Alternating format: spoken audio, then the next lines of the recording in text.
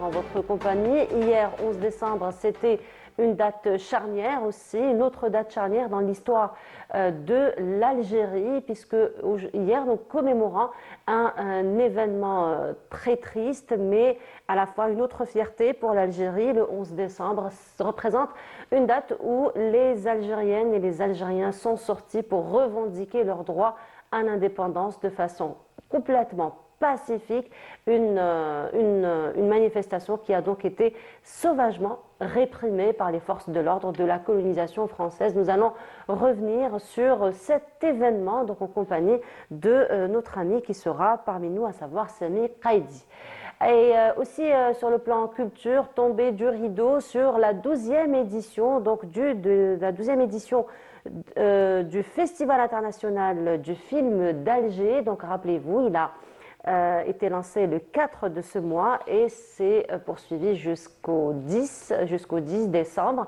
Et aujourd'hui, nous allons revenir sur cette 12e édition et un bilan donc, de cette édition, ce qui se prépare aussi pour la 13e, puisqu'elle va commencer à se préparer dès maintenant également. Et Samira Hadjam sera parmi nous, toujours sur le volet culturel. Elle s'intéressera aux cascades du Salambier. Beaucoup de culture aussi cette matinée, puisque nous allons revenir sur un très très bel événement qui sera donc lancé le 18 de ce mois, qui va se poursuivre jusqu'au 31 décembre. C'est un très beau défilé, finalement ethnographique, artistique, artisanal, qui est placé sous la thématique, si vous voulez, de la nouvelle vision des tenues traditionnelles femmes d'Alger, l'appartement retrouvé. Nous allons parler de cet événement dans un petit instant. Et aussi, vous savez que l'apprentissage des langues est une compétence à part entière et une compétence très prisée par la population algérienne. Ça commence déjà dès la tendre enfance. Et cette fois-ci, nous allons avoir parmi nous deux jeunes écoliers qui se sont dit pourquoi pas se mettre à la langue anglaise. Ils seront parmi nous. Ils vont nous parler un petit peu de ce choix et un petit peu aussi de leur technique d'apprentissage de cette langue. Voilà donc pour le programme de cette matinée. Mais avant de commencer, pause musicale comme à chaque fois. Et cette fois-ci, notre script Faudel a choisi pour nous très très belle interprétation Yakrim El-Kourama par El Ferda. Et on se retrouve dans un petit moment.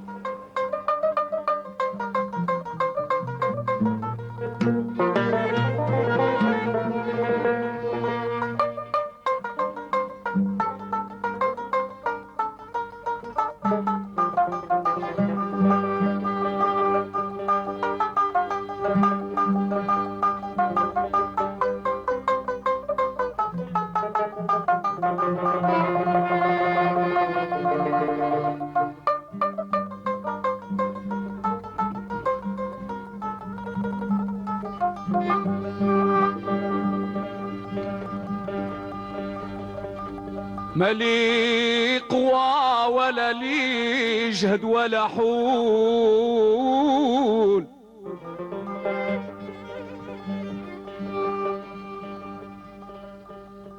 مالي قوى ولا لي جهد ولا حول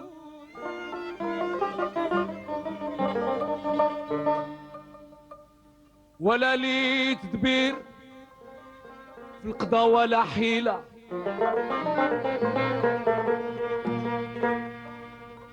من أمرني بصبر والتوكل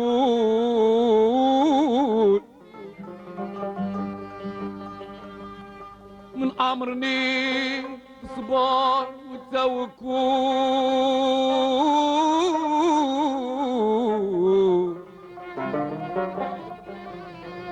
هو يفجيه ممدتي الوحيلة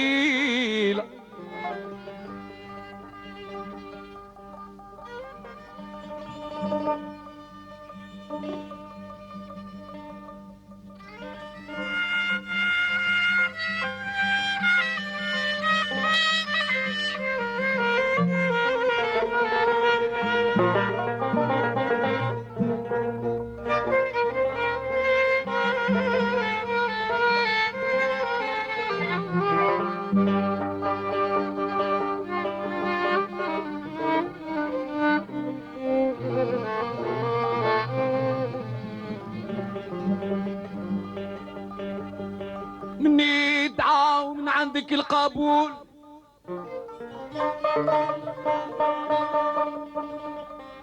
والحاجة ما تكون فيها تعطيلة. أنا والله ما بديت هاد التوسل حتى تيقنت من قدرتك الجليلة. تعطيني يا ربي مطلب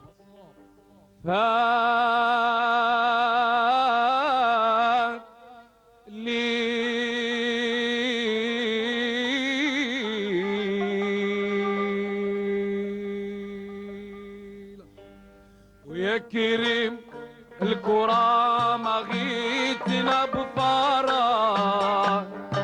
حاشا يخيب من يحسن ظنه فيك. ويا كريم الكرة ما غيتنا بفراغ. حاشا يخيب من يحسن ظنه فيك. يا كريم الكرة ما غيتنا بفراغ. حاشا يخيب من يحسن ظنه فيك.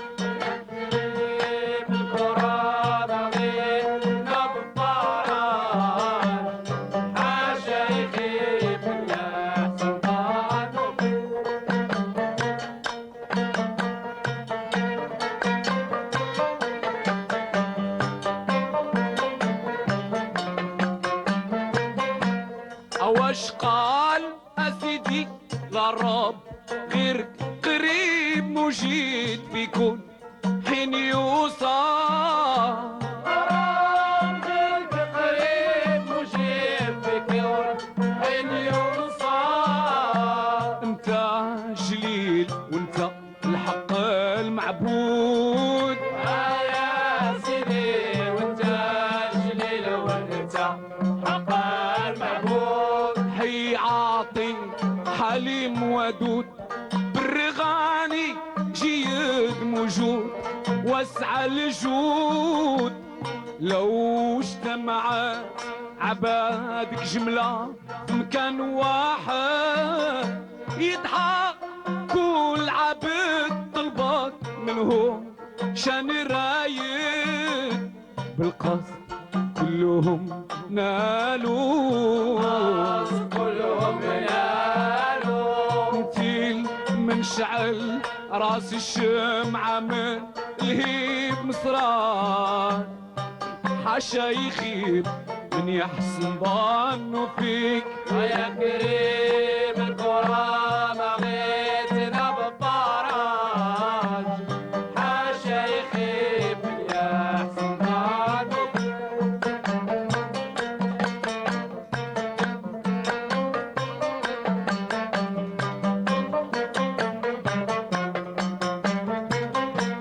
أواش قال أسيدي ينجا وينحفظ من يستعصم بيك يا الوهاب. ينجا وينحفظ من يستعصم بيك يا الوهاب. سيدي انت المانع وانت العطيف. يا ربي سيدي انت المانع وانت العطيف. اذا جهل انا من فرطي لو تعمل سيب شرطي لو سيب مخطي. نعرف بين خير الكتير على دوام واجد. وحجاب نور سترك بيه مغطي شقي وسعد. اللي استجب اسأله استجب اسأله. سيدي قربوا عبد الغاني ما يكون محتاج. حاشا يخيب من يحسن ظنه فيك. يا كريم الكرة ما غيتنا بفراج. حاشا يخيب من يحسن ظنه فيك.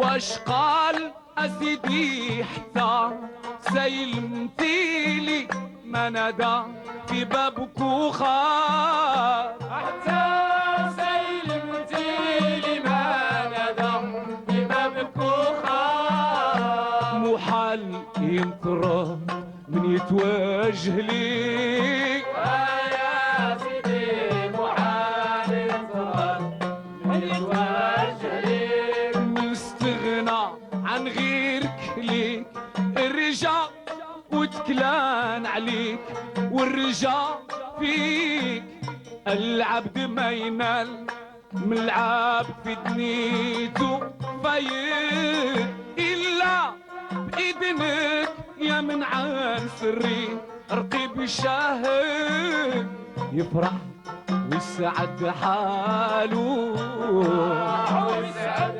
حاله على Magnifique interprétation, c'était le groupe El Ferda qui nous ont interprété belle chanson, donc Yakim El Korama. Et cette fois-ci, ça va être une page histoire que nous allons ouvrir avec vous, comme je vous le disais au sommaire. Notre ami Sami a été parmi nous. Sami, bonjour. Bonjour. Comment ça va, Sami? Écoutez bien, donc je tiens à vous saluer, à saluer l'ensemble de nos spectateurs qui nous regardent et qui se réveillent. Eh bien, marhaba bik, Sami.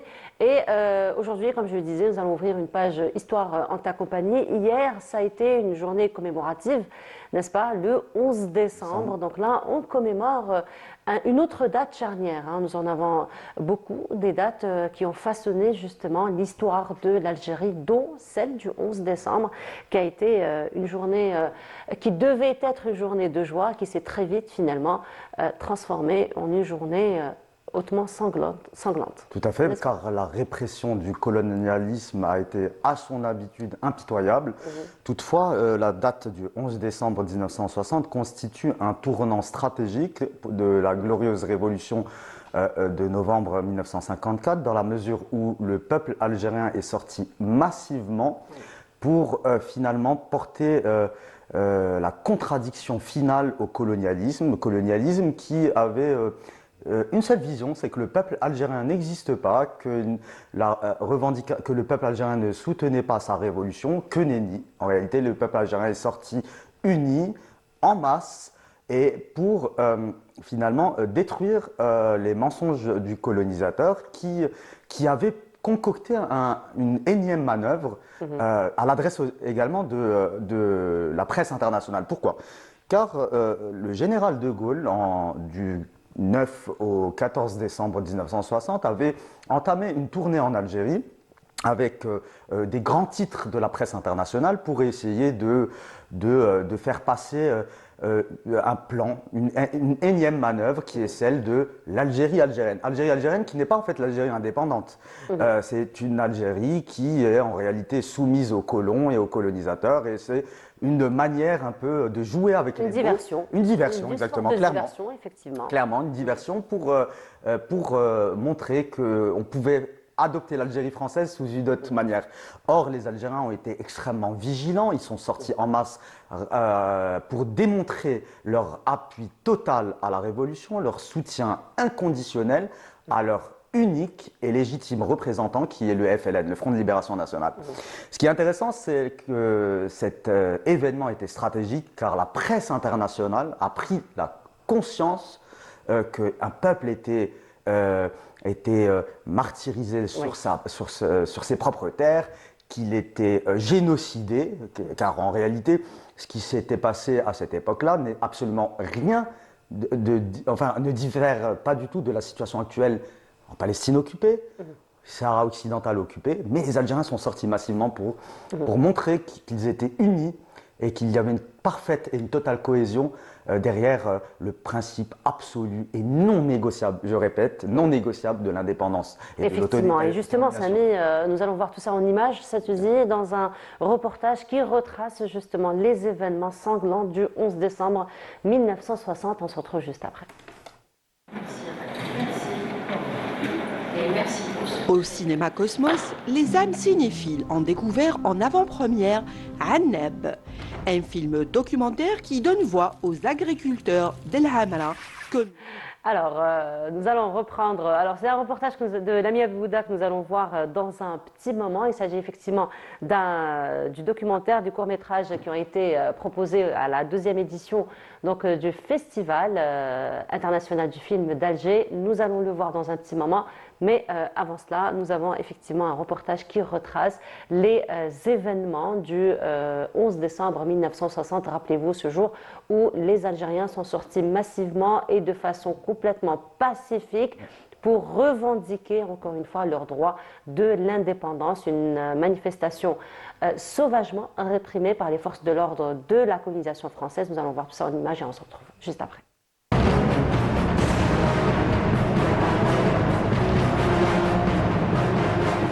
Il y a 65 ans, le cri retentissant du peuple algérien a planté le dernier clou dans le cercueil du projet colonial français. Le peuple algérien est sorti dans des manifestations massives pour clamer haut et fort son indépendance. Parmi ces acteurs de la rue Mohamed Belouizdad, ex-Bellecour, il y avait Houria Kaifi. Et déjà, son prénom sonne comme une ode à la liberté. Munie d'une photographie agrandie, elle nous narre cette journée et son emprisonnement clandestin. كي خرج باب الدار لقيت تيجان هما رفدوني عطاوني الاعلام وكامل حبيت مانيفيستيت معاهم هنا بنتي قعدنا تما حتى طاح الليل نقول لك 7 ونص نقول لك 8 ولا كنا نقولوا تحية جزائر كان جارنا عنده دار طل الزنقه طالعه فوق الدار ونعيط تحية جزائر تحية اختي تجبد فيا تقول لي دوك يجوز احنا درنا المظاهرات نهار الحد والتنين اللي من هيها جاو نجيزنا في ديسمبر جاو داوني وين داوني عند كابيتان برنار على الزوج تاع الصباح من الزوج تاع الصباح من الدار اي جاوني من الدار جاو العسكر لو كان كاين وحده من جيرتنا تقول لك العسكر اللي جاو داوني وبالبياع بشكاله سمعتيني بنتي والله غير بشكاله جا هذاك البياع خزر في العسكري قال له سي سالا قال له وي امباركي له داوني حبطوني عند كابيتان برنار داوني حتى طلع النهار ومن تما غدوه من داك داوني كازيرنا بصح ما علابيش واش من كازيرنا وتخوازيام جور داوني كاع عند كازيرنا واحده اخرى وهذاك راه يبحث فيا كيما راك انتيا ويجي الاخر موراه يشد الدبزه ويحطها لي في عيني هاك دوك راني نشوف راني داير ديكولمون عليها باراسول يا قالوا زيدوا دوها وانا قعدت 3 شهور ما شافونيش مواليه تعرفي 3 شهور بنتي ما شافونيش مواليه Ami Abdelkader Bouroubi, Moudjahid de première heure, nous parle avec émotion de la bravoure et du courage de cette militante. كاين جيل جزائري وليد الجزائر ومقابلو فرنسي هذا الفرنسي هذا سيراس الدولة الفرنسية تعبت عليه وصرفت عليه وقراته وعلمته كي ولكن هنايا واش كاين هذا يدافع على الاعلام الفرنساوي والعقيده الفرنسيه وهذا يدافع على وطن الجزائر بنت هذا الاعلام كان مسجون كي خرج الاعلام ورفدته البنت الجزائريه والمجتمع الجزائري لاول مره الفرنسيين شافوا الاعلام ما كانوش يعرفوه ما الاعلام هذايا كان حاضر في يد جزائريه ماشي في يد فرنساويه فرنسا كان جابت تكسر الاعلام وتكسر ولكن العقيده تاع البنت هذه اللي رفدته هو يرفرف اعلى من القراءه تاع الفرنساوي واعلى من الشيء اللي صرفت عليه واعلى من كل شيء هذه كانت تقول لهم هذا الارض ارضي وهذا اعلامي تخرجوا من انتوما يا فرنسيين تخرجوا منه. Mohamed Saïdi, président de l'association historique et culturelle du 11 décembre 1960, a participé à ces manifestations. Il a même été grièvement blessé au niveau du thorax et des poumons. جانا خبرت على القصبة قال القصبة ناضتهم يعيطوا وكذا الجيري انديبوندونت نضنا نعيطوا تم الجبهة دخلت كم مجاهدين دخلوا تما حنا ونعيطي كونتاكتي قال اسمع دركا هذه الهضرة العلامات الحاجة الأولى العلامات انت وين كنت؟ أنا كنت في بوفريزي جاو صحابتي مثلا صحابتين معنا وحنا بوفريزي حابطين باش نحبطوا الباب الواد جاو العسكر بلي زارف تراك يافي دي ميليتير يافي دي سيرس يافي بداو يضربوا بداو يتيريو الو كي كانوا يتيريو يا بوكو دو مور كتزاف يقول لك دا يا يو دي مور ولي مور هذوك رفدوهم، كاين اللي رفدناهم حنا اللي ديناهم حنا، كاين اللي هما داوهم لي ديسبارو هذوما يا يو دي هما رفدوهم باش ما يبينوش، قالوا شوف داروا كارناج، حنا جوزنا شوف جوزنا الضرب جوزنا ما نقولكش اللي طورتور، نقول لك دا انا شوف انا مضروب بار بليسير دخلت كوما، كنت في لوبيتال ميستابا كوما، طلعنا يا يشغلوا واسمو كان يهدر دوغول كانوا واسمو لي بي نوار كانوا دايرين الاخر، حنا طلعنا رفدنا السلاح طلعنا ليهم، كي جينا طالعين هما كاع مسلحين، ضربونا تيراو قتلوا لنا 3 و11 بليسي. Les manifestations du 11 décembre 1960, un tournant politico-social et diplomatique décisif pour la cause algérienne. De ce véritable carnage, des centaines de martyrs tombaient avec le drapeau à la main. Parmi eux, des enfants qui avaient entre 10 et 15 ans. Gloire à nos martyrs. Et ce sont des témoignages vivants que notre ami Lamia Boudbouda a collectés pour nous, pour notre émission Bonjour d'Algérie. Alors, Samy, quand on écoute ce genre de témoignages, donc on s'identifie quelque part, c'est notre histoire, c'est nous-mêmes, et on se dit waouh, quel courage. Tout d'abord, on se dit quel courage, mais on voit de visu la barbarie du colonialisme, sa sauvagerie. Et par conséquent, effectivement, il faut rappeler qu'il y a des centaines de morts qui ont été lâchement assassinés lors de ces manifestations totalement pacifiques. Totalement pacifiques, ça il faut insister dessus, effectivement. Oui, et des manifestations qui ont commencé, comme je l'avais évoqué avant, dès le 9 décembre. Effectivement, ce n'est pas un événement isolé, mais ça vient après une succession d'événements. Une succession d'événements dont, donc, comme je l'avais évoqué, la visite de De Gaulle en Algérie le 9 décembre, qui avait débuté par Aïn Temouchent, et cette manifestation des colons, des fanatiques colons, qui étaient sortis pour crier massivement Algérie française. Oui. Au fait, on sait qu'ils avaient ressenti, qu'ils avaient vu l'indépendance venir. Exactement.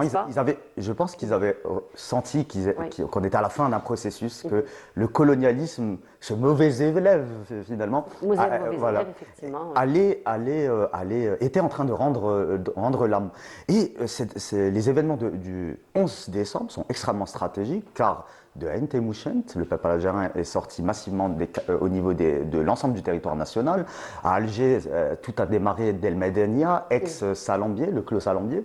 Et le peuple algérien est sorti massivement, donc à tout âge confondu, toute catégorie sociale confondue. Et ce qui est extrêmement important, c'est que ces événements, on va prendre les propos même d'un sociologue français, Mathieu Rigouste, qui qualifie les événements du 11 décembre 60 d'événements stratégiques qui ont bouleversé l'ordre colonial et auxquels les Algériens ont arraché définitivement leur indépendance et de haute lutte. Donc on voit bien que ça a été un tournant qui a contribué également à maximiser cet écho international, cette internationalisation de la cause algérienne. D'ailleurs, il faut dire que quelques jours plus tard, le FLN, donc le Front de Libération Nationale, a permis d'obtenir une résolution de l'Assemblée Générale des Nations Unies, une résolution décisive qui est la fameuse résolution 1514, adoptée le 14 décembre 1960 et qui est une déclaration sur l'octroi de l'indépendance aux pays et peuples colonisés. Donc on voit bien comment un événement grandiose comme le 11 décembre 60 a constitué un bouleversement international. D'ailleurs, ces manifestations qui ont commencé, dont l'apogée était le 11 décembre et qui ont commencé quelques jours avant, se sont poursuivies jusqu'à janvier 1961, donc plusieurs mois après, donc un mois après, selon l'historien Sadr Brouch, qui insiste aussi sur cette période assez large, assez grande, où les Algériens sont sortis massivement pour dire basta. Car le colonialisme était apparu nu le 11 décembre 1960. Pourquoi?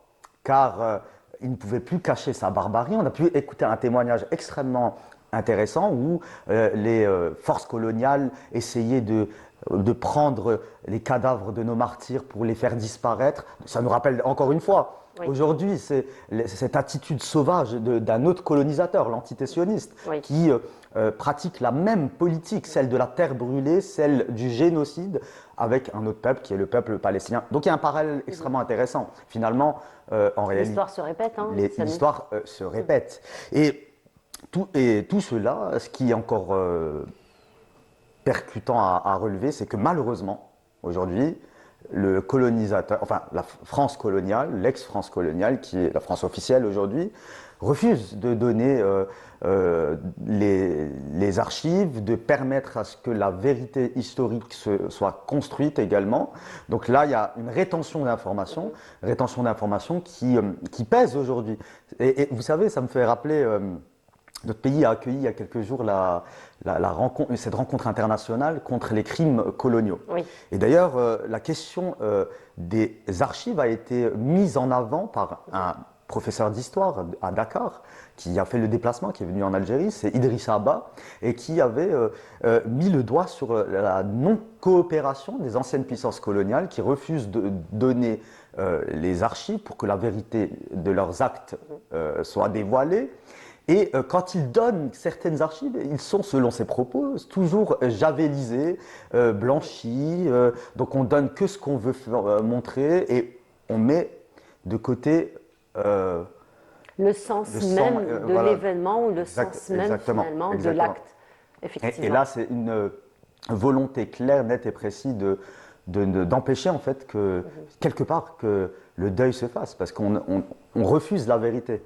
Mais au final, ce qu'il faut retenir, c'est que le peuple algérien s'est levé tel un seul homme et a arraché de haute lutte, seul, sans l'aide de personne.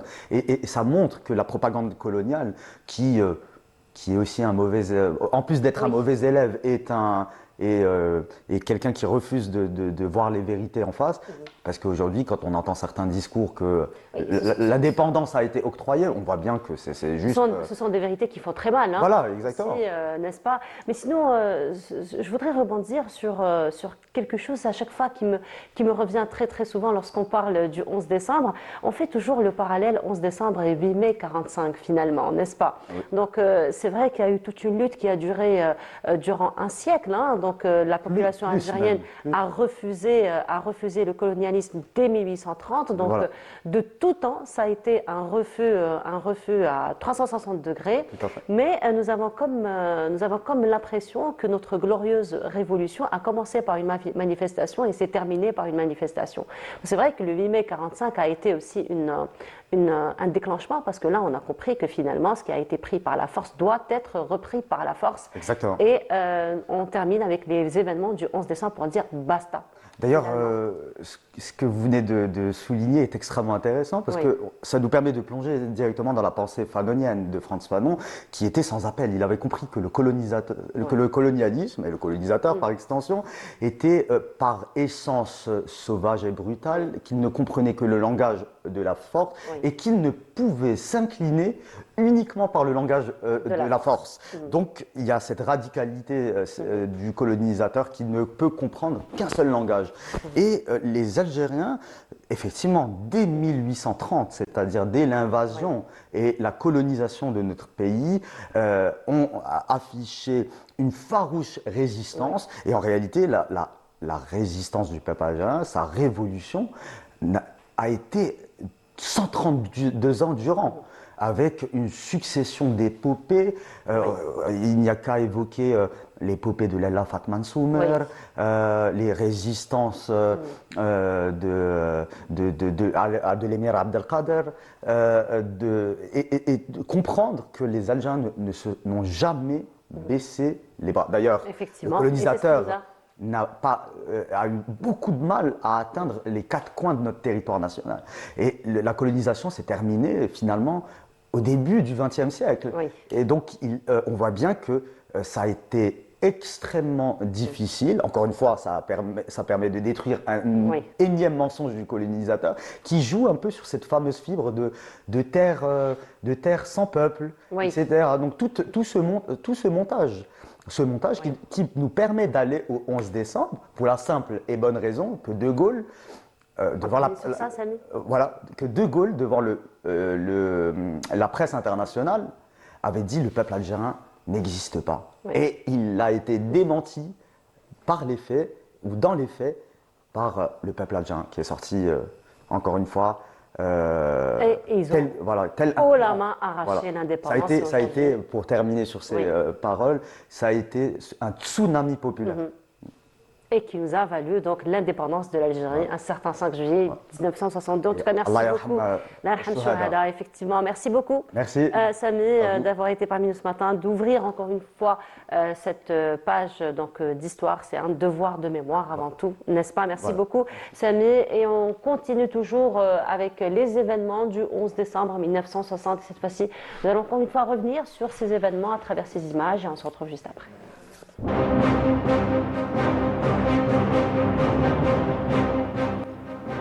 L'Algérie musulmane, l'Algérie indépendante. C'est ce qui a été scandé par les milliers de manifestants sortis le 11 décembre 1960 dans la plupart des villes algériennes pour réclamer pacifiquement l'indépendance de leur pays. Ce n'était pas la première fois que les Algériens occupaient la place publique pour faire entendre leur voix, déterminés à faire valoir leurs droits et brandissant le drapeau national. Ils ont investi les rues, mais ont été confrontés à la répression coloniale. L'étincelle est partie de Bellecour, un quartier populaire d'Alger, avant de gagner Annaba, Oran, Constantine et d'autres villes du pays. Une mobilisation d'une ampleur inédite qui se transforme en victoire politique, faisant plier Charles de Gaulle et les partisans de l'Algérie française.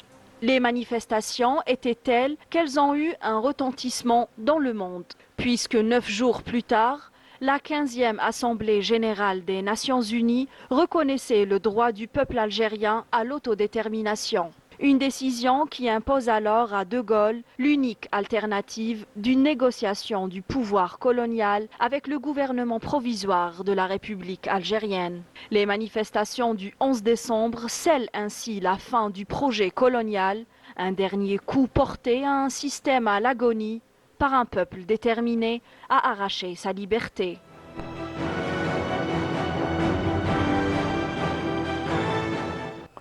Voilà, de retour sur le plateau et nous accueillons Samira Hadjamal cette fois-ci qui, elle, va nous emmener pas très loin du siège de la télévision. Nous allons aller du côté de Madania, c'est ça Samira? Oui. Voilà, bonjour Samira. Bonjour Nour, bonjour à tous. Ça, très très bien, alhamdoulilah. Oui, Madania, pas très loin de la télé. On part en sortant d'ici, on prend à gauche, on continue tout droit. Juste avant d'arriver à Madania, avant, ça s'appelait Clos Alambier pendant la colonisation. C'est devenu El Madania, le quartier. Et... on a y aller juste après ça. D'accord.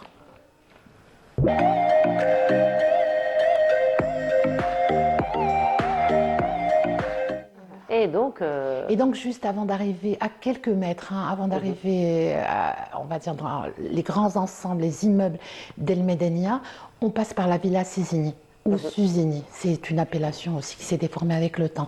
C'est une maison très importante. C'est pour dire déjà qu'à l'entrée du quartier, déjà le boulevard, ce qu'on appelait le boulevard Bru avant, qui est le boulevard des Martyrs, déjà le commissariat est un endroit assez spécial puisqu'on a torturé des Algériens pendant la colonisation. Et avant de les envoyer par exemple à Sarkadi ou avant de les envoyer aussi au camp de concentration de Bni Messous. Donc Anna Gré qui est passée par là, Luisette Red Haris, elle est passée par là. Enfin plein de Moudjahidines et de Moudjahidettes sont passés par cet endroit. Ils ont pour la plupart aussi séjourné malheureusement à la Villa Sésini, qui est une villa mauresque qui date de l'époque ottomane, qui a été transformée en maison de torture par les parachutistes. Effectivement. Exactement. Ensuite, on rentre dans la cité, j'ai envie de dire Diar Mahsoul, Diar Saada, la cité de la promesse tenue. C'est un projet qui a été construit, c'est un quartier qui a été construit par Fernand Pouillon. C'est un quartier qui est très spécial, c'est un quartier qui est très historique, C'est un quartier où qui a contribué aussi à l'histoire, puisque les habitants, les Algériens qui y étaient, ont participé aux manifestations du 11 décembre 1960. Donc ils sont sortis, on a des images. C'est une cité qui a été construite par le maire d'Alger, donc Chevalier, qui a demandé à Fernand Pouillon, qui a construit, il faut le rappeler, 2 millions de kilomètres carrés en Algérie, de construire des habitations qui pourraient réunir autant les Européens, donc les Français, mais aussi les Espagnols, enfin tous ceux qui habitaient à Alger à l'époque. On est en 1953 et la promesse tenue, c'était de construire très vite, très bien et très pratique. Il a construit cette cité qui est aujourd'hui à proximité du sanctuaire des Martyrs. Tout le quartier est historique, c'est-à-dire le sanctuaire des Martyrs qui est visité par des millions de gens par an. Les gens viennent parce qu'il y a 2 musées fabuleux, le musée de l'armée, le musée du Moudjahed, qui contiennent toute l'histoire de l'Algérie ou de la lutte algérienne, avec des objets aussi, plus de 3000 objets, des documents, des objets aussi documentés d'archives. Et on a juste à côté de Maqam Chahid, en descendant à gauche, c'est la cité Confort, c'est la cité qui a vue sur mer avec le téléphérique, avec plein d'équipements. Cela a été réservé aux Européens avant l'indépendance. Juste en face de la route, on a aussi Confort simple, il n'y a pas de fenêtre, il n'y a pas de balcon, les Algériens étaient là, c'était plus petit. Et puis on a Tier Saada. Tier Saada, qui aujourd'hui, c'est un endroit exceptionnel. C'est un endroit où on peut respirer. Moi, personnellement, entre midi et 2h, je peux y aller. Il y a la fontaine des 4 Lions. On peut s'installer pour déjeuner. C'est un quartier, hein, c'est un quartier résidentiel. Mais c'est tellement agréable, on n'entend pas la circulation. Enfin, on est en plein centre d'Alger et en même temps, on est comme un petit poumon, j'ai envie de dire. Et il y a alors là où il y a la fontaine des 4 Lions, on appelle ça la place des palmiers. Et des palmiers, Pouillon, on a planté, je crois, 50 000 au moment de la construction. Et juste à côté, avant d'arriver à cette place des palmiers, il y a les cascades. Les cascades, c'est, on va dire, une succession de petits bassins où l'eau s'écoule, je veux dire, dans un circuit fermé. Elle n'est remplacée que lorsqu'il y a évaporation. Et puis les habitants ont mis tout autour. Et donc c'est une autre source finalement? C'est de l'eau de la ville. D'accord. Voilà. Mais avec une consommation très, je vais dire, responsable, puisque l'eau n'est remplacée qu'à partir du moment où elle s'évapore. Et comme c'est un endroit qui est entouré d'arbres, il y a des sapins, il y a les palmiers, on les a vus passer normalement les images. Les voisins, les riverains ont mis des fleurs, mais il faut rappeler aussi l'architecture qui entoure ces cascades. Exactement. Voilà, petite restauration. Elle a déjà été restaurée, la fille de Pouillon est venue il y a quelques années et elle a contribué à faire redémarrer on va dire, les cascades. Voilà. Donc, tu vois, il y a les sapins, il y a cette construction qui est assez spéciale. Pouillon, qu'est-ce qu'il voulait avec ces cités? Il voulait aussi reproduire en montant l'eau. Ah, d'accord. Oui. On n'entend pas de voiture, on n'entend rien du tout, on entend les oiseaux. Ah, bon, c'est vrai que c'est apaisant. Voilà, hein. c'est apaisant. Et il y a la place des palmiers qui est juste au-dessus, elle n'est pas très loin. C'est en pente. Alors, le défi, c'était ça, il a construit en pente. C'est incroyable. On a des immeubles l'immeuble qui est juste en face de la cascade fait 17 étages. D'ailleurs, c'est dans cet immeuble où il y a tout le détail de la construction du quartier de Tier Saada. C'est cet immeuble-là? C'est celui-là, exactement. Il y a une plaque qui raconte qu'il y a eu 6 millions d'heures de travail. Il a réussi le défi. Alors, ce qu'on voit, c'est une reproduction, on va dire, de Dar Sultan, de la fenêtre. On trouve la même fenêtre à Dar Sultan. Il voulait... Et là, ce qu'on vient juste de voir, c'est l'immeuble des totems. Donc les immeubles sont sculptés. Il a utilisé de l'argile, il a utilisé de la céramique. On voit l'immeuble bleu, c'est le bleu de Boumehdi. Il est connu. Pouillon était ami avec le maître de la céramique algérienne, Mohamed Boumehdi Lerhmou. On le voit. On voit, voilà, c'est un pionnier de la céramique algérienne. Il a inventé le bleu du minaret de la cité Confort, la mosquée, celle qu'on voit, spécialement pour ce projet. À la base, c'était une église, ça a été transformé après l'indépendance en une mosquée. Et ils n'ont pas voulu la destruction. Il n'est pas question de détruire un patrimoine, ça reste un patrimoine. Et donc, ils l'ont remodelé, Pouillon l'a remodelé, et Boumehdi a fait la céramique. Dar Saada, Clos Alambier, El Madania, enfin depuis l'indépendance, c'est le quartier aussi où les 22 révolutionnaires algériens se sont réunis dans la maison de Liesdrich. C'est le quartier de naissance de Fernand Yveton, donc, qui a épousé la cause algérienne et qui a été le premier Européen, donc français, à avoir été guillotiné au nom de l'indépendance de l'Algérie. C'est le quartier d'Henri Maillot, qui était le meilleur ami de... Alors, Henri Maillot, on rappelle qu'en 1956, il avait volé un camion, il avait déserté l'armée française parce qu'il trouvait... que tout ce qui se passait était injuste et intolérable pour remettre les armes aux Moudjahidines. Voilà, donc ils ont une stèle depuis 2016 dans le quartier d'El Medenia pour rappeler le sacrifice, le combat, tout ce qu'ils ont apporté à l'Algérie. Voilà. Donc c'est tout le quartier qui est historique. Je ne sais pas, en allant visiter le sanctuaire des martyrs, on peut s'arrêter aux cascades, la Villa Sisini aussi, malheureusement on ne peut pas y accéder, mais on peut la voir de l'extérieur.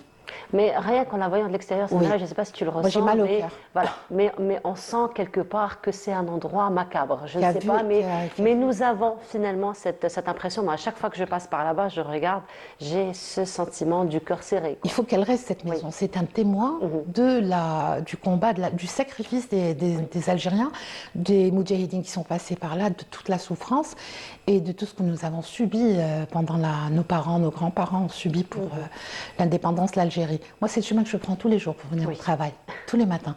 Je passe par le sanctuaire des martyrs, les Dir Confort, et puis la Villa Sugini pour le boulevard Bru. Voilà.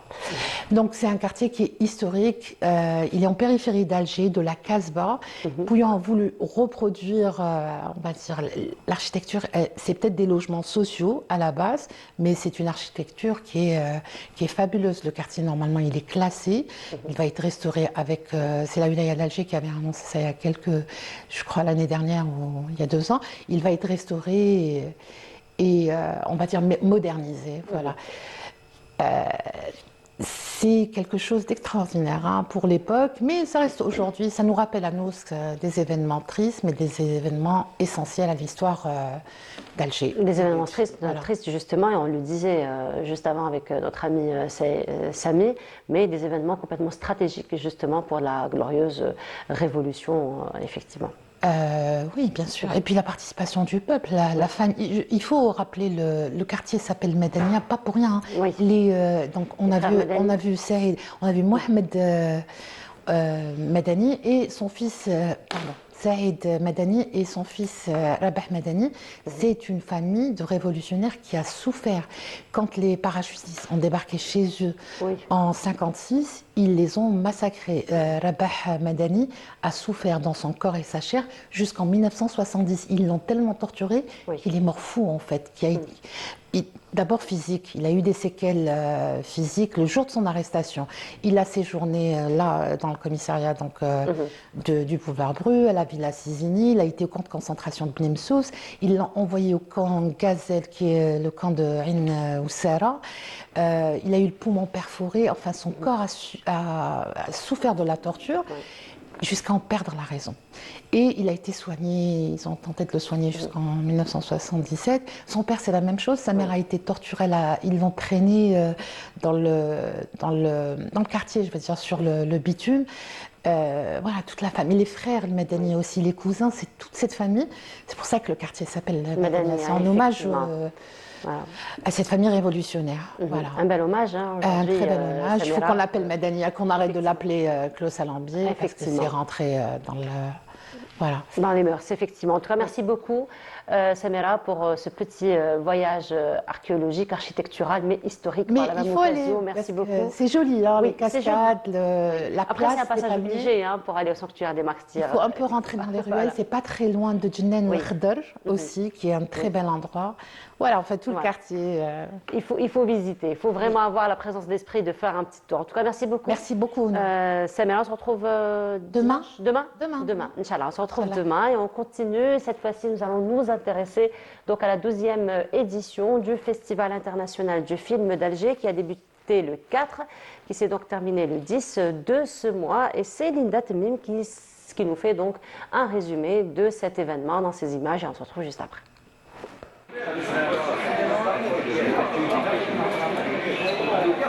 Le Festival international du film a lancé son édition cette semaine à Alger, attirant un large public de cinéphiles, de créateurs et de curieux venus explorer une sélection de films venus du monde entier. Pour cette édition, Cuba est mise à l'honneur.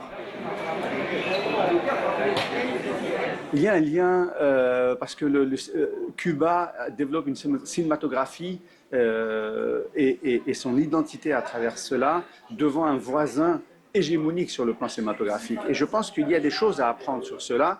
Et nous autres en Algérie, nous devons aussi apprendre à défendre notre cinématographie dans une géopolitique élargie, assez forte sur ce sujet. On a eu plus de 100 films à proposer sur 5 salles, 2 à Riyad el-Feth et 3 à Alger Centre. Pour faire leur choix, ils disposent aussi d'une application et d'un site internet où toutes les informations y figurent. L'application vous permet d'organiser un peu votre wishlist, votre souhait de festival, de le vivre, les débats, les films et les emplacements. Parmi les invités, un réalisateur français est venu présenter son film « Where there is love, there is no darkness ». Touché par l'accueil chaleureux du public, il a salué l'extraordinaire sensibilité du public algérien qu'il a trouvé à la fois réceptif et enthousiaste. Le public algérien, de ce que j'ai vu, est très cinéphile. Donc j'espère qu'ils ne seront pas trop critiques avec mon film. Mais je sais que, de par votre histoire, vous êtes des révolutionnaires, vous comprenez la condition sociale et je pense que vous allez comprendre mon film. J'étais inspiré parce que je voulais raconter une histoire des hommes invisibles, de tous ceux qui travaillent à l'ombre, comme livreurs Uber Eats, et que les gens méprisent et ne regardent pas. Et j'ai voulu leur donner une lumière pour qu'ils puissent connaître leurs conditions. J'ai grandi à Paris, j'ai grandi avec beaucoup d'amis algériens, et depuis tout petit, je voulais venir ici. Donc c'est un grand bonheur et honneur de venir ici, et en même temps, je présente mon long métrage. Le régime colonial en Algérie a besoin de réformes urgentes. À commencer par l'annulation... Le festival a également proposé la projection du film The Lovers of Algiers. C'est ce que j'explique dans mes articles tous les jours, ce qui me vaut.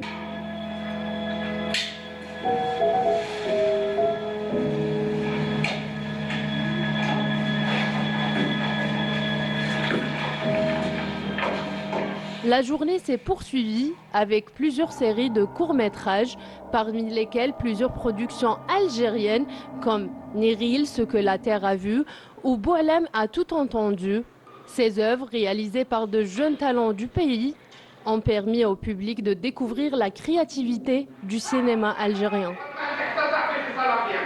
Le public, surtout les jeunes, a répondu présent avec enthousiasme, ravis de participer à ce festival qui leur offre l'occasion de découvrir de nouvelles œuvres et de soutenir le cinéma algérien.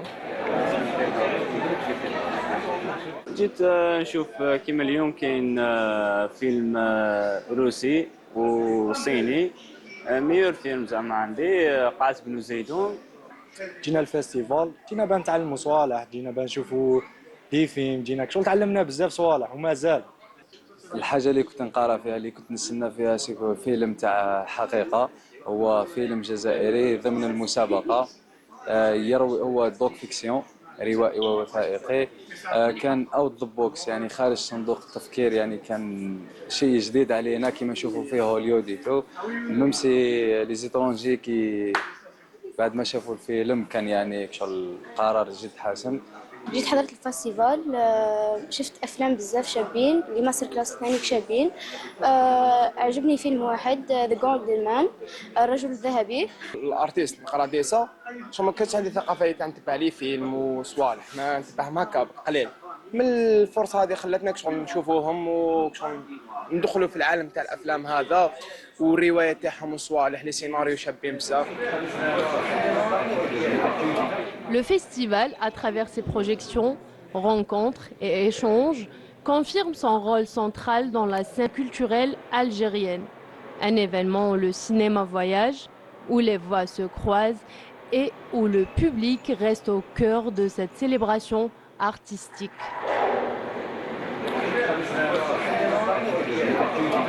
Un résumé de cette 12e édition du festival et c'est Linda Teboul qui s'est intéressée à ce sujet. Nous en parlons ce matin en compagnie donc du commissaire du festival, à savoir M. Mahdi Benaïssa. Bonjour, bienvenue à vous. Bonjour, merci Ça de va? l'invitation. Oui, très Pas très fatigué?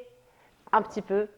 Mais on va dire que c'est une bonne fatigue, Voilà. n'est-ce pas? On va dire que c'est une bonne fatigue. Nous savons que dans l'ensemble, donc c'était un beau festival, une belle édition, n'est-ce pas? Très riche, une centaine de films quand même qui ont été projetés pour cette fois-ci. Par principe, un festival, c'est une offre élargie. Le but, c'est d'offrir une diversité qui permette au public de faire un choix hétéroclite et de découverte. Parce que le cinéma, vous savez, on sait tous qu'il y a des blockbusters, des films comme ça qui sortent. Mais en même temps, le travail d'un festival, c'est pas forcément de répondre aux attentes cinématographiques, mais aussi de proposer, d'emmener les gens un peu plus loin que ce qu'ils ont l'habitude de voir.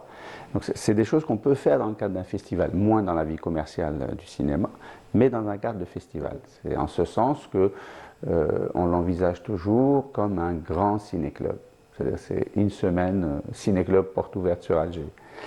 Donc voilà. Voilà, et justement pour cette 12e édition, donc nous avons eu Cuba, invité d'honneur, Mais oui. n'est-ce pas? Et il y a eu un événement très spécial qui s'est déroulé il y a 2 jours de cela. Vous avez fêté un anniversaire, vous me disiez? Ah, alors, oui, alors c'est autre chose. Alors, là, on ouvre une petite parenthèse. Voilà, là, c'est vraiment en marge du festival. On a reçu Madame Hélène Mortefi, qui a été un compagnon de l'indépendance algérienne, de la lutte algérienne, qui était aux États-Unis, aux Nations Unies, qui défendait la cause algérienne. C'était l'épouse de M. Mokhtar Mortefi.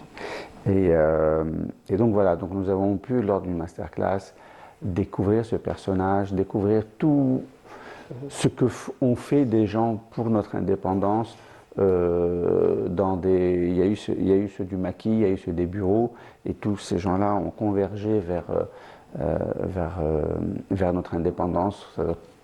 Et donc c'était un vrai travail de lobbying auprès d'autres pays et d'autres instances en permanence, parce qu'il y avait la lutte armée, mais il y avait une lutte politique, il fallait rendre l'Algérie évidente. Effectivement, et visible. Alors justement, vous avez évoqué les masterclass. Et nous avons fêté, son 97e anniversaire, elle l'a fait en Algérie. Et c'était le jour aussi où elle est devenue citoyenne algérienne. Voilà, en tout cas, justement, vous avez évoqué un autre volet du festival qui est les masterclass, des événements qui se sont passés en parallèle du festival, et c'est ce qui est encore très intéressant parce que c'est ce qui va permettre encore une fois de professionnaliser, j'ai envie de dire, le métier et les artistes. Alors avant d'en parler, je vous propose donc de voir ce reportage de notre ami Lamia Boudbouda qui s'intéresse aux documentaires et courts-métrages donc, qui ont été sélectionnés pour cette 12e édition, et on se retrouve juste après.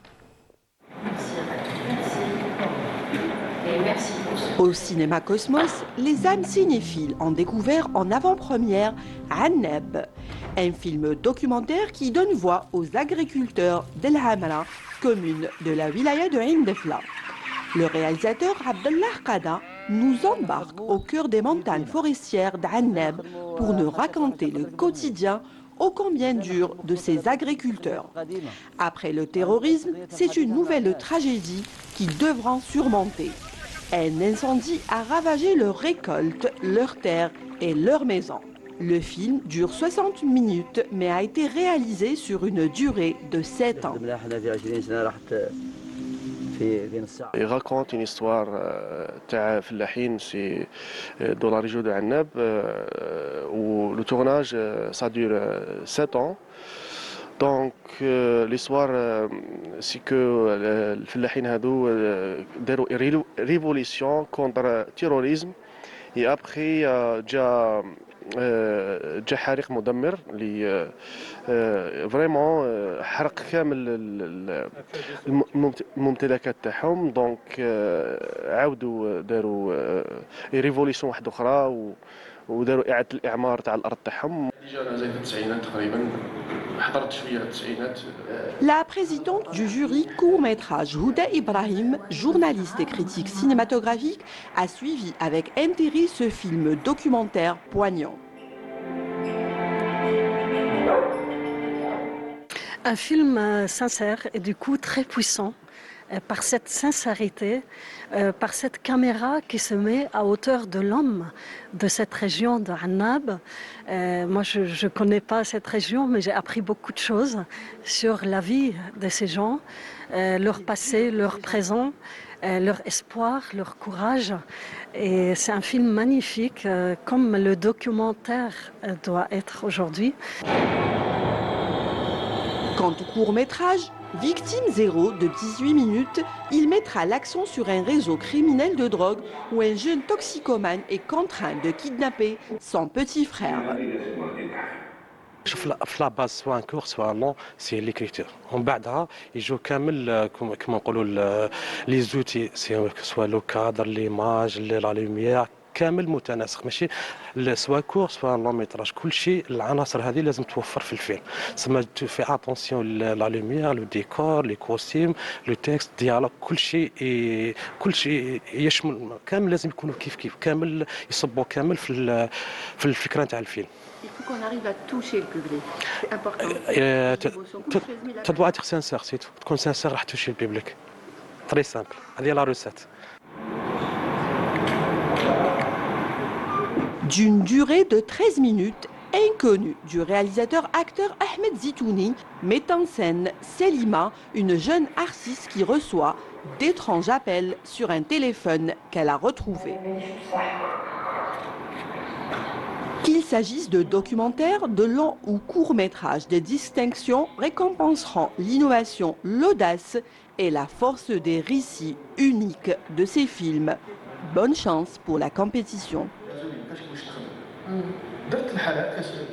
Voilà, c'est donc un reportage dans lequel, à travers lequel Lamia Boudbouda s'est intéressée donc aux documentaires et aux courts métrages. Alors, Monsieur Benaïssa, là, Lamia Boudbouda a parlé donc un petit peu des critères qui ont été sélectionnés, j'ai envie de dire, pour récompenser. Donc, on parle d'innovation, on parle de courage, on parle d'audace, et donc tout ça, ce sont des caractéristiques qu'on doit retrouver effectivement chez un réalisateur, chez un cinéaste, chez un scénariste, et ce sont des compétences un petit peu qui ont alimenté les différents workshops, n'est-ce pas? Parce qu'il y a eu des masterclass, il y a eu des ateliers que vous avez organisés en marge de cette 12e édition.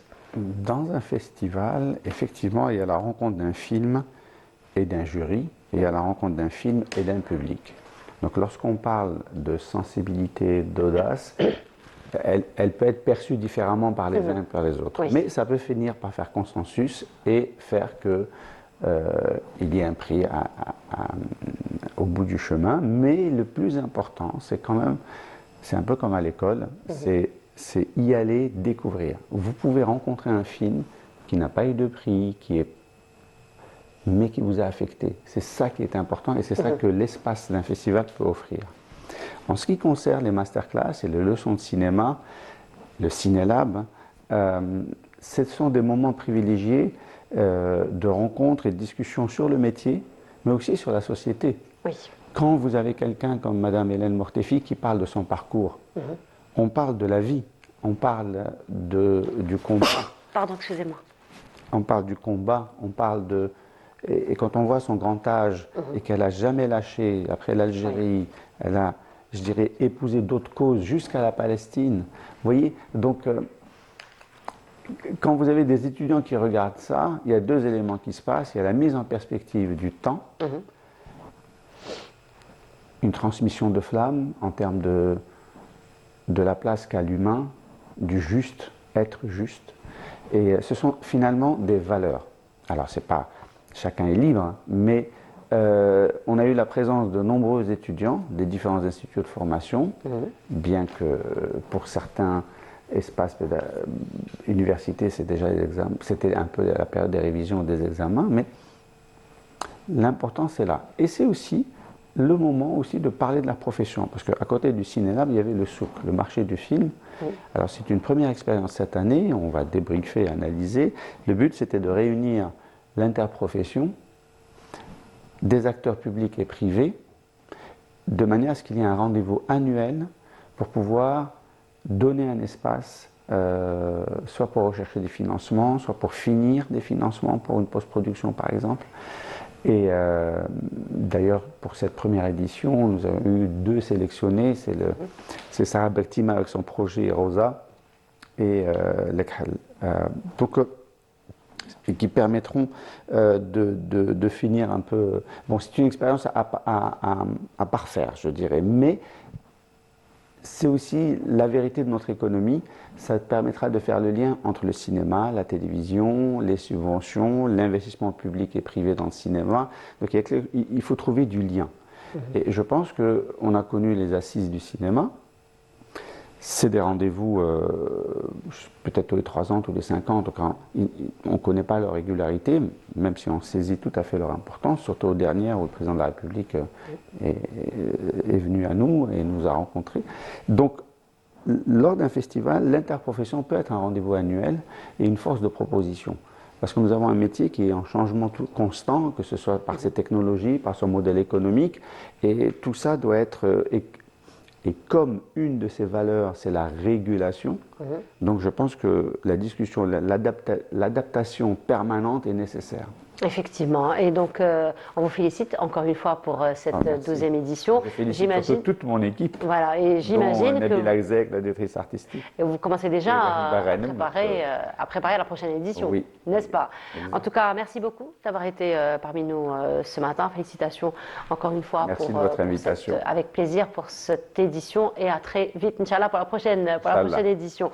Et on continue cette fois-ci, nous allons aller en visite du côté du sud de l'Algérie, l'Oasis Rouge particulièrement, Timimoun, et on se retrouve juste après.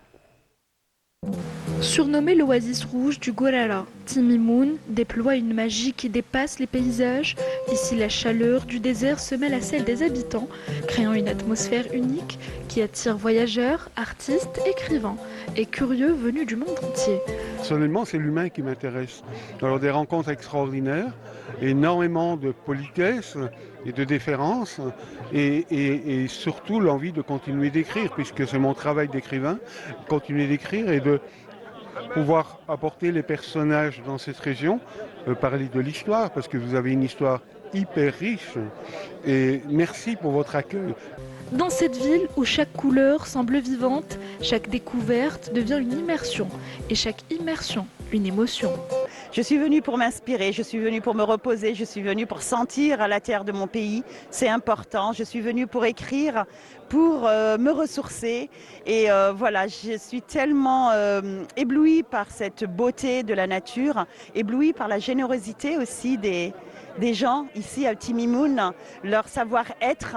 Pour comprendre Timimoun, il faut la parcourir, commencer par Cap Terre où la terre elle-même raconte l'histoire et transmet l'héritage du Sud, puis direction les dunes du Grand Arc occidental qui se dressent comme les vagues d'un océan figé. En continuant, on atteint Irzar, un qsar posé comme une vigie sur le sable, baigné d'une lumière et d'une atmosphère unique. Là, les visiteurs sont accueillis avec une chaleur reflétant la même du Gorara. La troupe Diwan el-Ahlil, gardienne des traditions musicales locales, contribue à faire vivre cette expérience.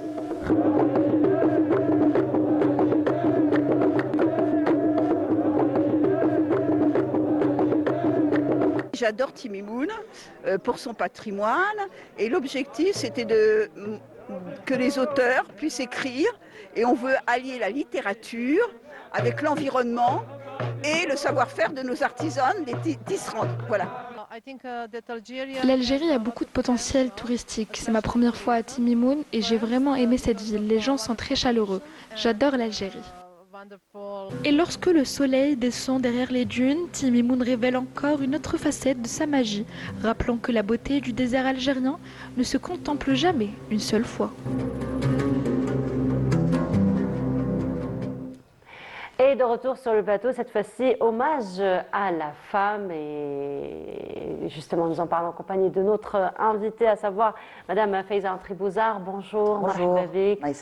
Alors, vous étiez un petit peu emportée par les images de Timimoun. J'adore. Ça vous parle, hein? Ça me parle, j'aime beaucoup. Je connais bien et j'ai reconnu par rapport à Ahlil. Oui. Et le sud algérien, c'est chez moi aussi, j'adore. Et c'est vrai que nous sommes complètement dépaysés, hein. C'est un autre monde. C'est impressionnant, oui. Voilà, comme le dit notre journaliste, on ne peut pas le contempler une seule fois. Absolument. En général, on doit faire une visite par an. Oui. Pour ceux qui aiment vraiment le sud, c'est une véritable cure. Une fois par an, oui. C'est une véritable cure. Ah oui, oui, oui. Voilà. Et parlons de cure, justement, parlons de votre cure à vous. Et cette fois-ci, ça va être un hommage que vous rendez à la femme. Un bel événement. Donc, vous nous donnez rendez-vous à partir du 18 de ce mois. Un événement qui est mis sous la thématique Femmes d'Alger, l'appartement retrouvé. Oui. C'est un concept... C'est nouveau. C'est nouveau. C'est nouveau, voilà. Moi, ça s'inscrit dans la collection de cette année 2025 qui s'appelle Qadar. J'ai rendu hommage au Qadar qui vient du destin. Destin, qui veut dire destin. C'était en fait pas le destin de mon arrière-grand-mère, c'était le destin de ce Kereko qui s'est retrouvé entre mes mains. Parce que on est plein d'arrière-petites-filles. Je me suis posé la question, pourquoi il s'est retrouvé chez moi? En fait, mon arrière-grand-mère, qui est Mané, Lahnifa, on l'appelait, a appelé un jour ma mère, alors qu'elle était enfant, elle lui a dit « Chedi Hadelik ». C'est elle qui a décidé que ce Kereko irait chez ma mère. Ma mère a eu la mission, et la très belle mission, de le protéger, de le garder. Et j'ai été celle qui l'a porté à l'âge de 11 ans. Ah. Oui, à l'école primaire, Sena Setsa, pour une danse traditionnelle. Et là, comme j'étais en train de préparer l'événement, etc., j'ai sorti des photos et j'ai découvert que c'était une danse sur la chanson C'est les Homomok. Parce que j'avais écrit, à cette époque déjà, à 11 ans, je savais qu'un jour ou l'autre, j'allais réexploiter cette photo, donc j'ai noté derrière. Le destin. C'est une histoire de destin. Oui. Et je l'ai reproduit après pour mon mariage. Et j'en ai fait une entreprise par la suite. C'est-à-dire que pratiquement 20 ans après ce passage à l'école primaire, j'ai créé une entreprise, je fais travailler des gens, on fait la promotion du Kereko. Donc il a décidé d'être chez moi parce qu'au fond, il savait ce que j'allais en faire. Donc je considère un peu, on va raconter une histoire un peu fantastique, ce Kereko a une âme et c'est lui qui a décidé de venir chez moi. Il vous a choisi. Il m'a choisi. Vous avez été la choisie finalement voilà, de ce Kereko. Alors parlons un petit peu de cette exposition. La vision, elle est un petit peu nouvelle, oui. N'est-ce pas? Parce que là, c'est pas un défilé classique auquel nous allons assister, n'est-ce pas? Alors là, j'ai eu l'immense honneur d'avoir été acceptée par M. Harichen, le directeur du musée du Bardo, que je remercie infiniment, parce que là, j'ai tout un espace. Comme par hasard, c'est vraiment un hasard, hein, parce que lui, quand je lui ai parlé du projet, pour lui c'était une évidence, mais moi, je ne connaissais pas le nom de la salle exactement. La salle s'appelle Les Femmes d'Alger. Les Femmes d'Alger dans leur appartement. Donc ça a été fait par rapport justement au tableau de Eugène Delacroix, par rapport au tableau des Femmes d'Alger dans leur appartement. Et moi, dans toute cette construction, je voulais clôturer l'année avec une exposition dans un musée. Et j'allais appeler cette exposition Les Femmes d'Alger, l'appartement retrouvé, parce que c'est un contre-hommage à Eugène Delacroix et à Picasso que je fais, mais un hommage aussi à S.H. Bar. Contre-hommage. Contre-hommage, oui. C'est-à-dire? En fait, voilà, moi, je n'ai rien contre eux. Je veux dire, ce sont des artistes, ils ont peint des tableaux avec leur propre vision. Mais moi, je connais un petit peu ce que c'est que l'orientalisme. L'orientalisme, cette pseudo-orient, sachant que nous ne sommes pas l'Orient. Oui. C'est-à-dire qu'au début de la colonisation, quand plein de peintres venaient, ils peignaient ce qu'on appelle l'Orient. Ce n'est pas l'Orient, déjà.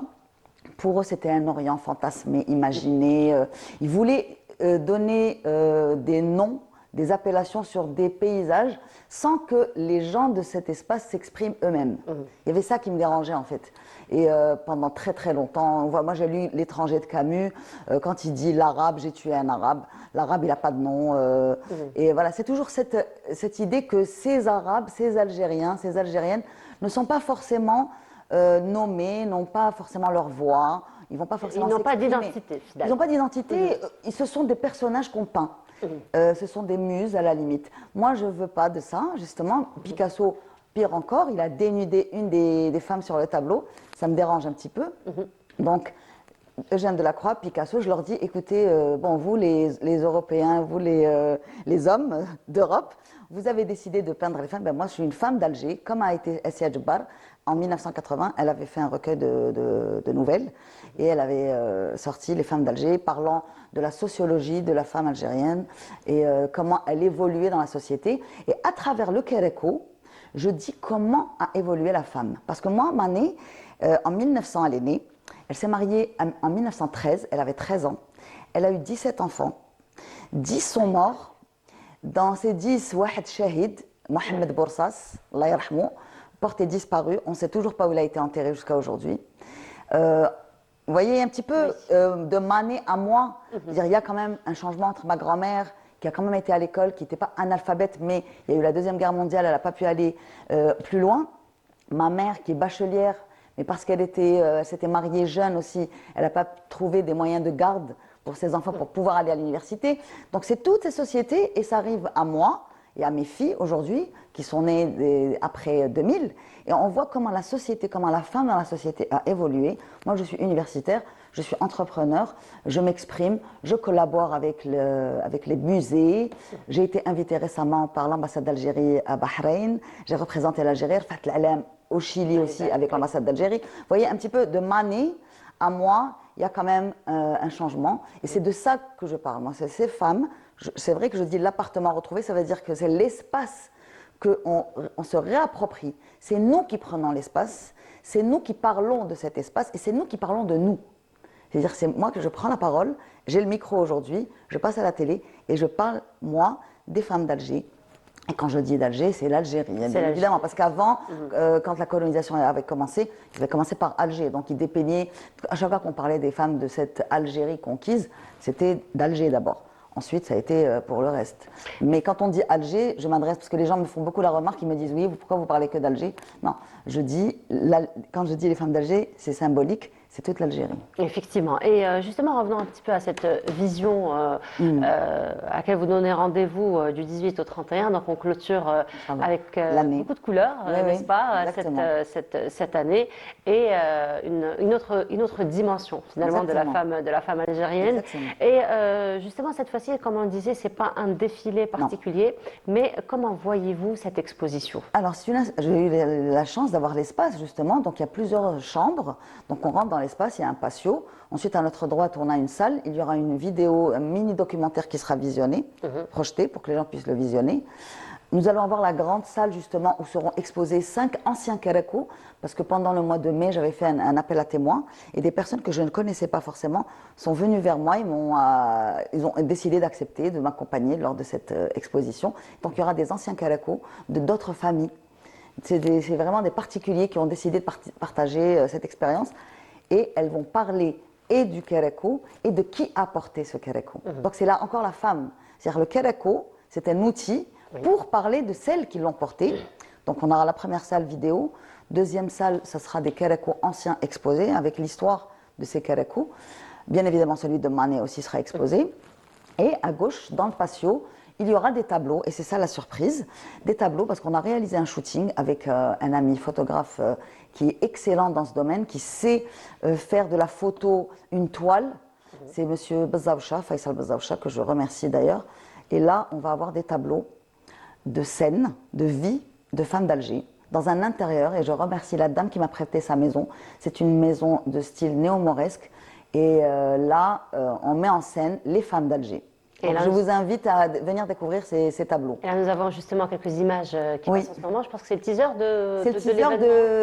des femmes d'Alger. Voilà. Justement, des 3 tenues, parce qu'il y a 3 tenues. Il y a le Kéréko de mon mariage, qui est une reproduction de celui d'Omané, et 2 autres qui sont une réinterprétation. Nous allons avoir 2 autres Kéréko brodés sur du satin, bien évidemment, à la main. On a encore le fitla, on a le mejboud et chara, qui est typiquement d'Alger. On ne trouve dans aucune autre région. Donc là, on a le Kéréko à l'honneur dans l'histoire et aussi comment il est, moi j'aime bien l'appeler l'armure identitaire. Parce qu'aujourd'hui, il s'agit d'armure identitaire, il s'agit de revendiquer son patrimoine. On le vit avec la revendication du kaftan. Le kaftan est algérien. Donc voilà. C'est important. Ouais. De quel Alors le algérien. caftan, le blousa aussi, Le blousa, le bien khfa, évidemment. voilà. Parce qu'effectivement, Gendora. chaque tenue Non, traditionnelle mais là, est c'est une pièce de vraiment puzzle de très, notre très histoire. important. Mais c'est très important d'en parler. Moi, j'ai été invitée maintes fois ici sur ce plateau à Canal Algérie pour parler du patrimoine. Il y a 10-15 ans, quand je disais patrimoine, on me disait d'accord, ok. Mais là, je suis très, très contente parce que c'est vraiment une affaire d'État. Et c'est plus de la rigolade. J'en suis vraiment ravie. Effectivement. En tout cas, rendez-vous pris pour le 18, donc du 18 au 31. À partir de midi, parce que moi je ne peux pas y être tout le temps, parce que je travaille aussi. Donc là, j'y serai régulièrement. Peut-être que je vais aussi organiser des ateliers, des masterclass pour échanger avec les gens. Ça sera probablement les mardis. Donc voilà. J'invite les gens à venir pour qu'on dialogue. Parce que c'est pas qu'une expo qu'on regarde. J'aimerais bien que les gens échangent et me donnent leur point de vue aussi. Et puis, il serait intéressant aussi d'inviter les étudiants, des chercheurs, pour compléter effectivement toutes ces pièces de puzzle de l'histoire. Voilà, en tout cas, merci beaucoup d'avoir été parmi nous ce matin. On rappelle, donc rendez-vous pris du 18 au 31 de ce mois au niveau du musée du Bardo. Madame Faiza Tribozar, merci beaucoup. Je disais à chaque fois que je vous vois, c'est en tenue traditionnelle. Ça m'a fait tout drôle de vous voir aujourd'hui, d'être en jean. C'est ma tenue de tout le temps, le jean. Mais voilà. Mais je vois tellement en tenue traditionnelle qu'aujourd'hui, je ne vous ai presque pas reconnu. Ah oui, carrément. En tout cas, merci beaucoup encore une fois et on vous retrouve très bientôt, Inch'Allah, pour votre événement. Merci encore une fois et on continue. On va se retrouver dans un petit moment pour la dernière station de cette matinée. Mais avant cela, ça va être une belle balade qu'on vous propose à travers ces images. À tout de suite.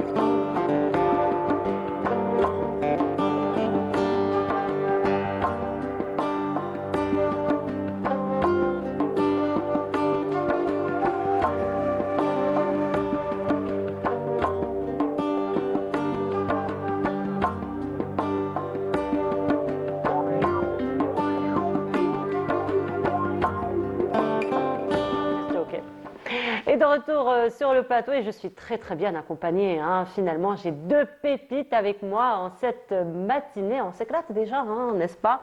Alors, parmi nous, Safa Touileb. Safa, bonjour.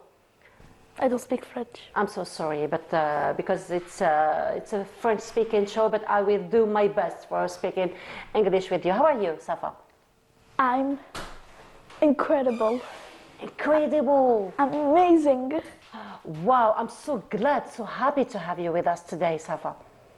I know. I already know that before you even told me. Wow, self-confidence. I know. She knows. Thank you for being with us today, Safa. Merci d'avoir my été parmi pleasure. nous ce matin et parmi nous aussi une autre. Ah, what are you, Safa? Oh, in October, I just turned 11 years old. Allah Ibarak. Donc, effectivement, Safa a juste célébré ses 11 ans ce mois d'octobre. Et parmi nous, une autre pépite également, Mohamed Kedim. Mohamed, bonjour. Bonjour. Hi, how are you? I'm fine. How about you? Alhamdulillah, I'm fine. I'm so happy to have you with us today also. I'm also happy to be here for the first time. Thank you. It's your first time on TV? Yeah, that's So the first what time are in you Canada. feeling now? I'm feeling so happy to be here, like in front of everyone, and yeah, I'm glad to be here with you. We are so glad too. So welcome to you both. Alors, ils sont très très contents hein, d'être parmi nous. Alors, Safa, est-ce qu'on peut parler un petit peu de ton intérêt pour l'anglais? I don't understand. Ah, you don't understand. Okay, so I have to translate. Okay, so Safa, I was telling you, can you tell us more about your interest for English? Oh, me? So you see, like, my interest, it just came randomly. So I used to, like in a young age, I used to, like, sit in the couch watching. How old were you? Do you have any idea? 3, 4. 3, 4, just with cartoons, I imagine? Ok, alors Safa nous dit, just give me some time for translating. Alors Safa nous dit qu'elle s'intéresse à l'anglais à un âge, elle a commencé à s'intéresser à un âge très très jeune, 3-4 ans. Alors je me demandais justement, est-ce que c'était pas les dessins animés à l'époque qui ont fait que Safa s'est intéressée à l'anglais? So it was about cartoon because you were interested in cartoon? No? What's the secret? What was the secret? Actually, there's no secret. No You just secret. gotta believe in yourself. Oh, nice message. Alors là, Safa nous fait un très très beau message finalement j'ai envie de dire, de confidence, hein, parce que Safa nous parle, nous dit qu'il n'y a aucun secret pour maîtriser quelconque langue. Il suffit juste d'être sûr de soi, d'avoir confiance en soi. So I think, Safa, that you were so encouraged by your environment, probably by your parents, by your teachers, by your friends. Alors là, je me demande si Safa a été très encouragée par son entourage. Well, let me tell you something. The reason that I don't speak any French, it's because when I was a kid, I actually experienced English more than that. Even though in kindergarten they all speak French. So I understand kind of a bit when you speak, but I can't speak to give you the answer. If you know where I'm going. Ok, donc Safa nous explique que très jeune, elle a essayé d'apprendre un petit peu français, même si tout son entourage parle français, mais elle n'était pas très très intéressée. Elle a plus exercé l'anglais. C'est comme ça qu'elle se retrouve une très très bonne oratrice en langue anglaise. Même si je connais le papa, alors je fais un petit coucou à notre ami, à notre grand frère Toufik, à qui on souhaite un prompt rétablissement, un très très bon francophone. So I was saying, Safa, that I know very well your father, and I know that he's a very good French speaker, and you are very good English speaker. So, you know, both of my parents speak French. I don't know where I came from. Ah, ça c'est sympa, Safa nous dit mes deux parents parlent français, je ne sais pas d'où est-ce que je viens. Alors voilà, alors je passe à Mohamed.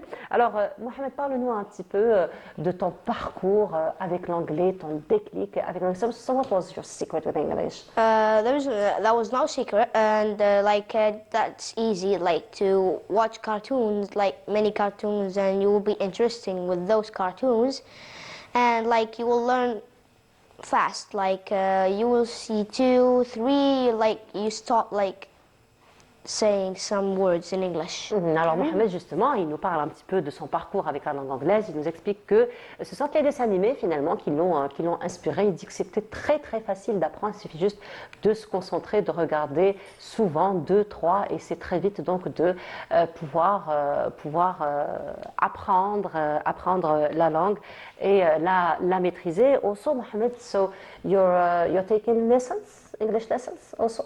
Yeah, I'm taking English lessons, but in British Council, and yeah, in Hydra in British Council. Voilà, donc Mohamed nous explique aussi qu'il prend des cours de perfectionnement pour perfectionner encore son anglais. Et Mohamed est venu avec une vidéo, n'est-ce pas Mohamed, il y a une vidéo que tu voudrais nous proposer, qu'on va partager en votre compagnie. On se retrouve juste après.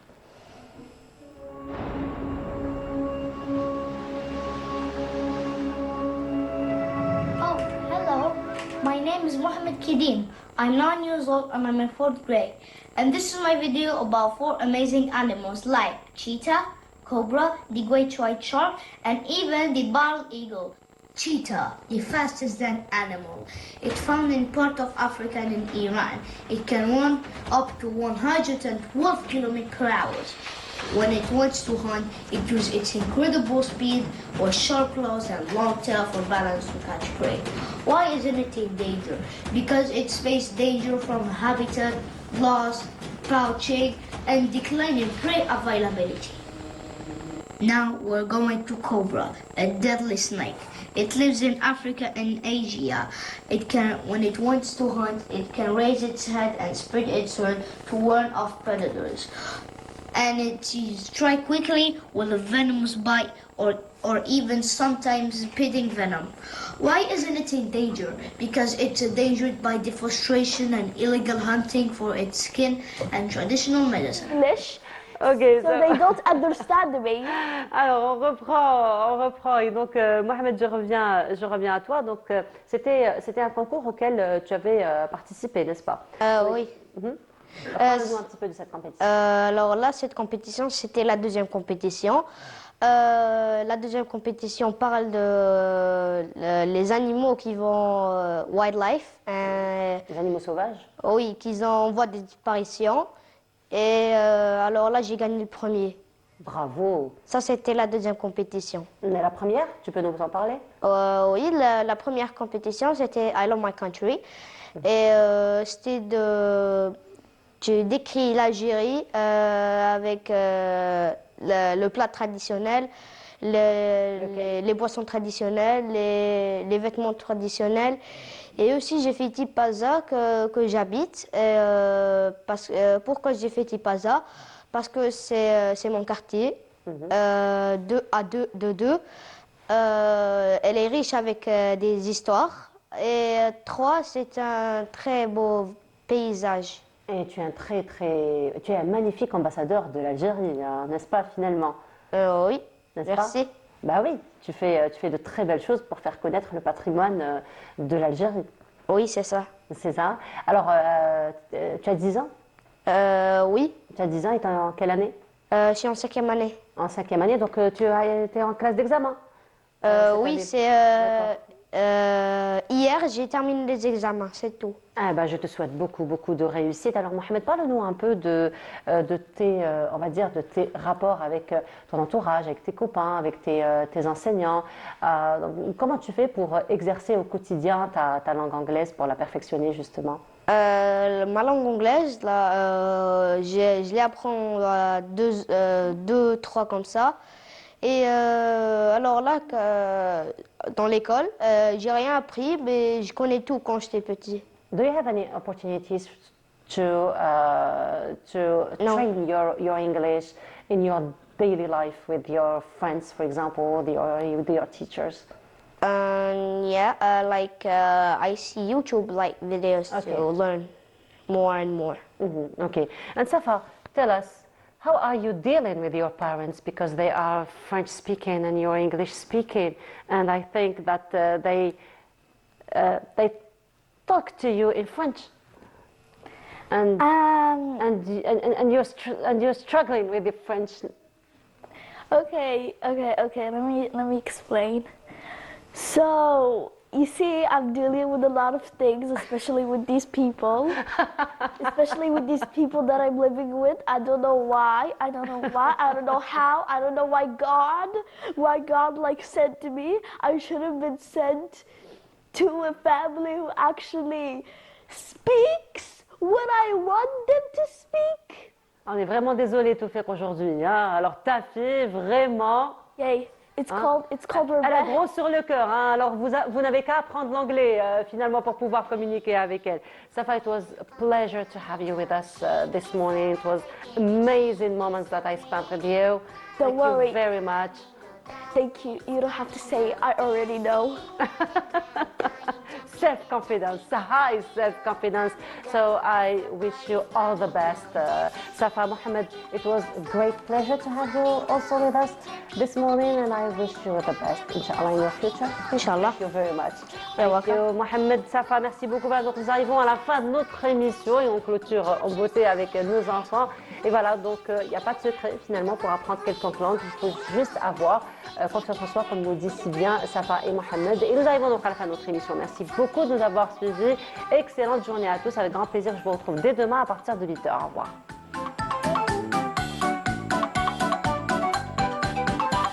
The safari's pink princess, beautiful flamingo.